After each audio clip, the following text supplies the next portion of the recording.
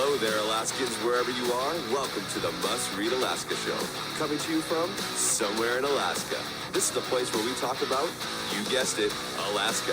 Where we keep the mainstream media on their toes and where we are standing up for what's right in a world run by leftists. You can find out more by heading over to mustreadalaska.com and also checking out the Must Read Alaska YouTube channel for some really great content. But first, let's get this party started. Well, welcome everybody to the Must Read Alaska Show. I'm your host, John Quick, coming to you live from somewhere in Alaska. And boy, do I tell you, the snow is melting fast here on the Kenai Peninsula Borough. I was in Anchorage last weekend, and it was looking officially springtime compared to the Kenai Peninsula Borough. So kudos to folks in Anchorage for getting their snow to melt a whole lot faster than ours. I want to thank everybody that listens, watches, and reads Must Read Alaska. If you want to help keep the lights on here at Must Read Alaska, you can go to mustreadalaska.com. On the right-hand side, there's a little donate button. Click on that. Feel free to give $1, $5, $10, $100. Every little donation helps keep the lights on here at Must Read Alaska. And if you already do that, we just want to thank you so much for doing that. We also want to thank our show sponsor, University of Alaska. You can go check them out at empower.alaska.edu. Go check that out. We'll put a little link in the description of the podcast as well. We want to thank them so much for sponsoring the Must Read Alaska Show. It's pretty awesome. And without further ado, we have a very special guest today. She is the president of the University of Alaska. She has been the director of the Division of Legislative Finance before. She's been the director of the state budget before. She has won a gold medal, folks, the 1984 U.S. Olympic team, which is very exciting. She won it in none other than women's air rifle, which I think is pretty fitting for Alaska. So without further ado, welcome President Pat Pitney to the Must Read Alaska Show. Thank you so much for having me. It's an honor, and look forward to our time together. Well, let's first start out by, you are the president of the University of Alaska, which is pretty awesome, the biggest university system in Alaska. Talk to me a little bit about what that role is. What is the main role of the president do? What do you find yourself doing? Paint that picture for us that we may not otherwise know. Well, as president of the University of Alaska system, it is leading and advocating for public higher education in the state. We are the only system, but we are all higher education for the state. There's a few, there is some private and AbTech and the like, but in terms of public higher education, the university system is it. We've got 3 accredited universities, UAA, UAF, and UAS, and each of those have community campuses to serve smaller local communities. It's a matter of taking all of those assets and bringing them to bear on improving the economy of Alaska.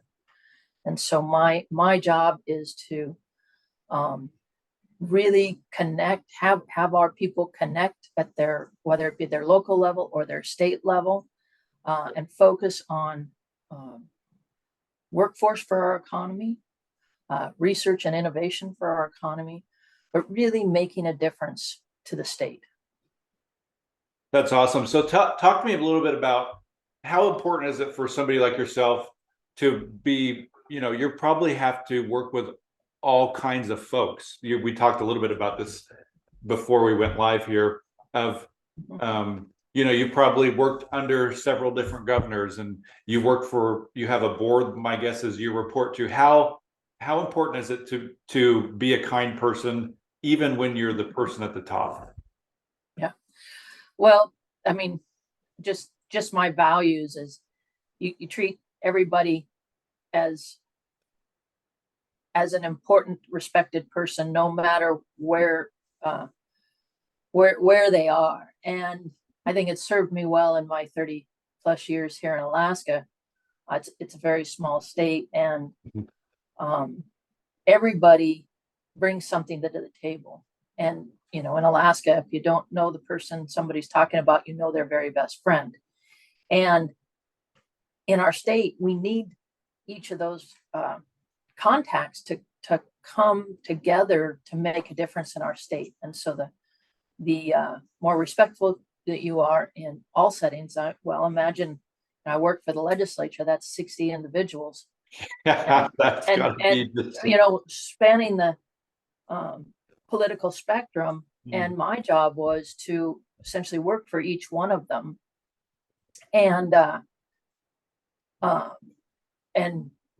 from whatever point of view they are, bring them the facts. And I think that's another thing that helps me is I've always been in positions of providing objective information, and that level of speaking the truth, even though it's inconvenient and people don't like it, being able to communicate the message, whether it's in favor of their views or not in favor of those views, in a very respectful manner, I think is critical.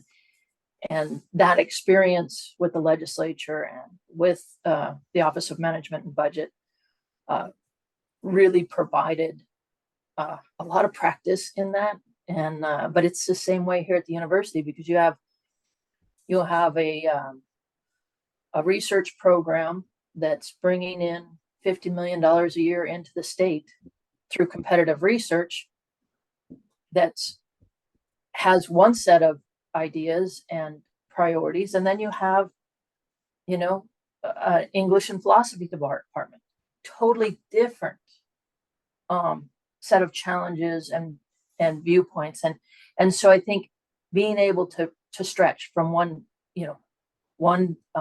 end of the spectrum all the way to another end of the spectrum is valuable, while you're recognizing what their needs are. I like that. So talk to me a little bit about, our viewers for the last month have heard about this kind of new initiative at empower.alaska.edu. So tell me about some of these big initiatives that you're excited about for this year and next that are happening at the University of Alaska. Well, some of them are more than this year and next. They're kind of forever. But I mean, let's just start with one of the state's most acute needs, and it's healthcare workers. There was some budget challenges in the past, and this year was the first year in 9 years we've had budget stability. And I actually had some budget investment.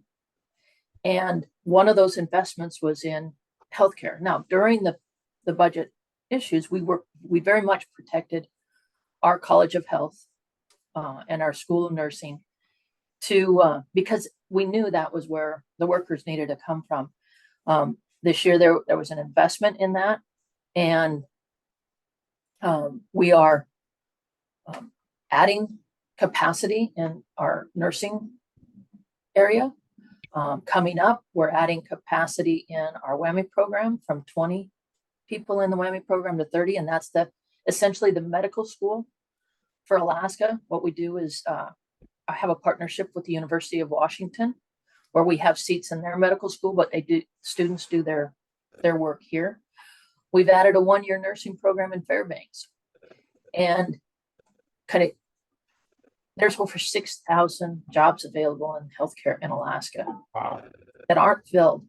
And if students graduate from University of Alaska, 80% are employed in Alaska within a year. Students who go outside, only 25% come back. So if we want workers for Alaska, we want them to stay here. And I think so our focus on our healthcare workforce is huge, not just in the nursing and doctors, but also in the allied health, like med techs, dentists, dental, hygiene. All of those are very important. The next, fundamental to Alaska is our teacher education. And we recently started a K-3 elementary program that is focused very much on the reading components at that early level. But that augments the initial licensure programs at University of Alaska Fairbanks and University of Alaska Southeast. So really focusing on building our enrollment in the teacher ed. And we're providing through the state's help a stipend for students to finish their internship. So a vast majority of our students are also working while they're going to school. Mm-hmm. And when you have to student teach your last year of your education, Yeah, you probably don't have too much time to go work. You can't work. So Yeah. helping them support that. So that's another one. With the federal infrastructure bill, we have a big focus on our construction related programs. So we've got construction management that is needed across the state. And so we've got all three of our universities working to have access to construction management. But in total, we have 46 different academic programs from welding to engineering that support the construction fields. And getting more workers into those programs, or getting more people into the programs to be the qualified Alaska workers we need, is very important. And working with the industry on a partnership to expand that. So it sounds like you have your hands full, because Oh, and I've just started. We've got drones, we've got work in maritime and mariculture, critical minerals, which is, it's a national imperative that we access our minerals and rare earth elements in the state, heavy oil recovery, and then of course clean energy, and potentially the push towards testing out micronuclear in our state. So, broadband and general workforce development. I mean, I think every employer is desperate for a qualified workforce, and we're the solution. So what, you probably go all over the state and you get a chat with folks, both that are, work for the system, and students and parents and the whole 9 yards. What is it you wish that people knew about the University of Alaska that maybe, don't know anything about it, or kind of brush off public education? What's one of the things you wish folks knew about it? Well, I think probably one of the most important things is, and I mentioned it before, but 80% of the people who graduate from the University of Alaska stay and work in state. Only 25% of the students of the Alaskans who go outside to school come back. So if we want a strong workforce, we want to encourage people to come to the university. And when I say come to the university, come into the university system. You might start in Kenai and transfer to Anchorage. You might go to Anchorage, you might go to Southeast, you might go to Fairbanks, you might start in Bethel because that's a big town compared to the village you started with, and continue on via distance ed. But we have accessible, affordable programs that can meet every person where they're at, whether they're a working parent or a high school student coming out of school, from the one-year technical programs all the way through to a PhD. And I think, and we're not a single university. We are the entire higher education system for the state, which means we must stretch from, what Kenai needs in their community is very different than what Kodiak needs in their community, is very different than what Ketchikan needs in their community. And having those local places, paying attention to and serving that local need, at the same time having the breadth and depth of, say, the health programs at Anchorage, the engineering programs at Fairbanks, the teacher education programs at Southeast, that breadth is so necessary. I think the other thing is, our research alone brings in almost $200 million of competitive resources. Wow. That if we weren't competing for those resources, they would go somewhere else. And that's a huge economic engine. And although most of that is at University of Alaska Fairbanks, it impacts communities across the state. I mean, we have the research vessel Sekuliak down in Seward, and it's an economic engine in Seward, and it is a research vessel that UAF operates on behalf of the National Research Fleet. It's owned by NSF, but that's just sheer economic activity into that community. We have, and when somebody goes on that ship, they're going through Anchorage to get there. So it's not just impacting Fairbanks, it's impacting the entire state. I think then just being able to respond. I mean, if you think about this drones program, so 15 years ago,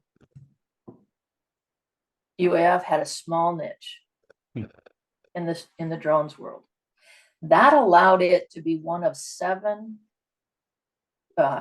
test centers nationwide. Okay, the strength of that program increased and increased. It is now the only program that FAA has allowed to partner very closely and do flight testing in a fairly autonomous way. I mean, without going back and getting all the checks and all the hoops, they've set up the safety checks. And what that's done is position us and Alaska to be one of the first states, and I think it's coming in the next 2 or 3 years, one of the first states where we'll have commercial drone industry. Wow. And think about like a plane the size of a 182. And the freight it can haul without a pilot to a mine site, to a small community. It changes the nature of our economy. And we're doing this in partnership with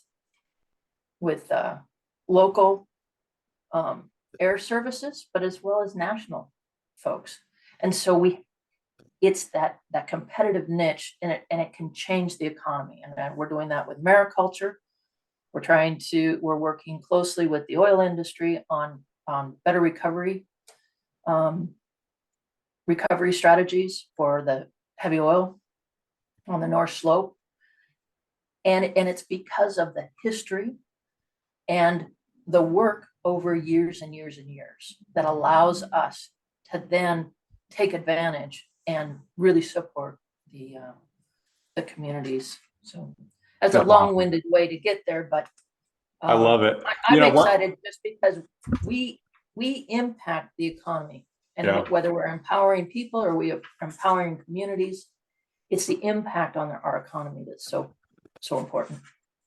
One of the cool partnerships, if that's the right language, that you have is here on the Kenai Peninsula is if there's parents listening in and you have parents and you have kids that go to the public schools on the Kenai Peninsula, there's this really cool thing called Kenai Peninsula Middle College, where it's different than Jump Start or Running Start. Your kids can, in 10th, 11th, and 12th grade can go simultaneously, essentially, and do both at the same time, Kenai Peninsula College and whatever high school they're going to, and still go do sports and all the extracurricular activities, and they don't have to worry about graduating early. And here on the Kenai Peninsula, it's 100% subsidized, and it's there for the taking if folks are interested. It's a student could probably walk out with close to half of an associate's degree while still graduating from high school. Yeah, we have that middle college and dual enrollment is one of the highest value, accessibility, affordability strategies Alaska has for students to receive their college degree. Yeah.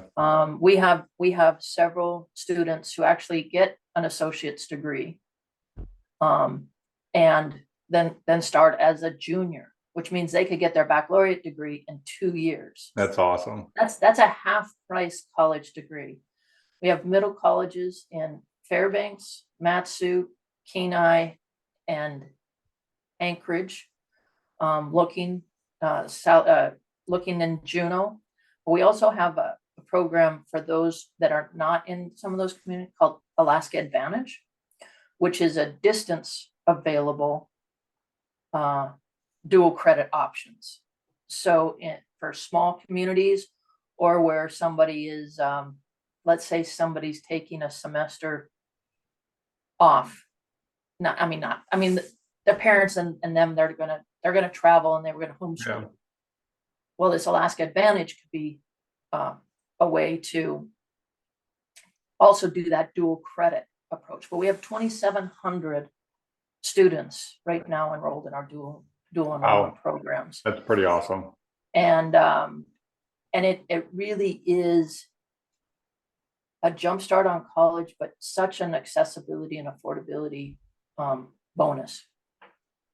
So Pat, what kind of advice would you have to somebody who's, a senior in high school and wrestling with, do I go to college? Do I not? Is it even worth it? Should I invest the time? What kind of advice would you, not every kid has got adults in their life that are in a positive way pushing them along to achieve things like going to college or trade school or whatever. So what kind of advice would you give those folks who are wrestling with, should I take the leap of faith and go to a university or not?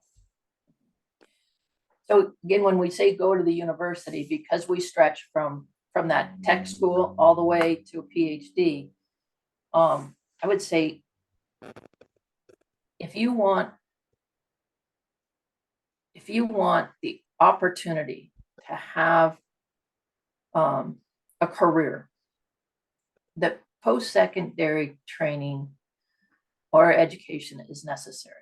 And whether you choose to do a traditional baccalaureate 4-year degree, or you do something like the process tech program that's right there on the Kenai Peninsula, that process tech program is a 2-year technical program, was designed largely around people working for the oil companies.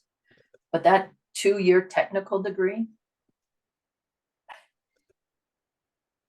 5 years after finishing that 2-year technical degree, the average wage is $130,000. I love it. That's awesome. Okay. And although a lot of things don't require a traditional college 4-year degree, 70% of jobs require post-secondary training or education. So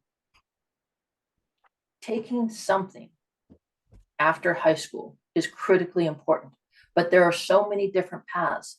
You want to be certified nurse assistant? It's a 6-week program. You want to be a med tech? That's like a 1-year program. You have a job anywhere with those kind of degrees, but then you can get a 2-year or a 4-year nursing program. You can be an engineer. I think one of the things about our baccalaureate programs is, so many of the people who graduate from our baccalaureate programs work in the state. That's a huge bonus for the state.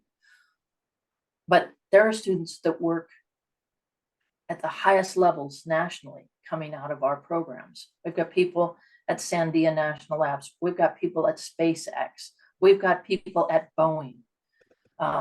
In the AI world, we've had people at Microsoft. Okay, so these jobs qualify you for anything, or these education programs qualify you for jobs anywhere. But the fortunate thing is, most of them stay in Alaska, and that's what's empowering Alaska's economy. So I think for a student, there is a program for you at whatever your starting point is. And we're open and ready for you. I love it. And if you're a student listening to this, take advantage of that middle college, because that's one of the things I wish I would have done when I was in high school. Junior year, senior year, take advantage of the middle college wherever you live in Alaska. So my last question to you is this, Pat. It's doesn't have to do with education, but take me back to 1984. You won a gold medal. I think that is so cool. I think it's an epic thing that the president of the University of Alaska won a gold medal in women's air rifle, which is just so fitting for Alaska. But take me back. What was that experience like to be, at the Olympics, winning a gold medal? Take the listener back to what that meant to you back then. Well, I was 18 at the time. It was just after my freshman year in college. But it was something that I had been working for from the time I was about 11, and something that I pretty much was focused 100% on, except for school, from the time I was 13. And so I had been national champion, state champion, NCAA champion that year. And I was always told, I was very fortunate to have great coaches, but I was always told that if you're good enough to make the Olympics on the US team, you better darn well win it. And so it was an expectation that I won. But I think the most, in hindsight now, over 30 years later, what was so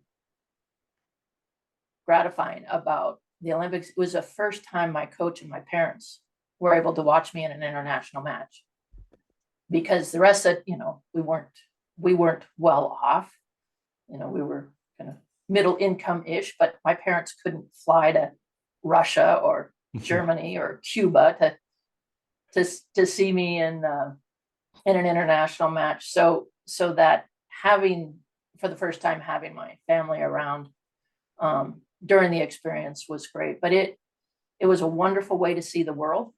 It was in more than 25 different countries. And it was an honor to represent the United States. But like I said, if the expectation was, if I made the team, I better win it. So I'm very fortunate that it turned out that way. And then it was a few years later when I moved to Alaska. So do you still have the medal? Oh yeah, it's hanging on my wall. That's awesome. Well, I want to thank you for joining us here on the Must Read Alaska show. Do you have any last minute thoughts before we head off here? Oh, I actually have a ton of thoughts, and but just want to say thank you, and really remind people and parents that there's so many avenues to success through our universities and our community campuses, and there's a path for everybody. Awesome. Well, I want to thank you again, President Pat Pitney, for joining us on the Must Read Alaska show. And for folks that maybe just caught the tail end here, I want to encourage you to go back and listen to the whole thing. It's always good having conversations with folks around Alaska that are trying to make a difference. And I think you're one of those people, Pat. So thank you for the work that you do. And we also want to thank our show sponsor, University of Alaska. You can check them out at empowered.alaska.edu. We'll put a link in the bio. And until next time, I'm John Quick from somewhere in Alaska. Thank you so much for joining us.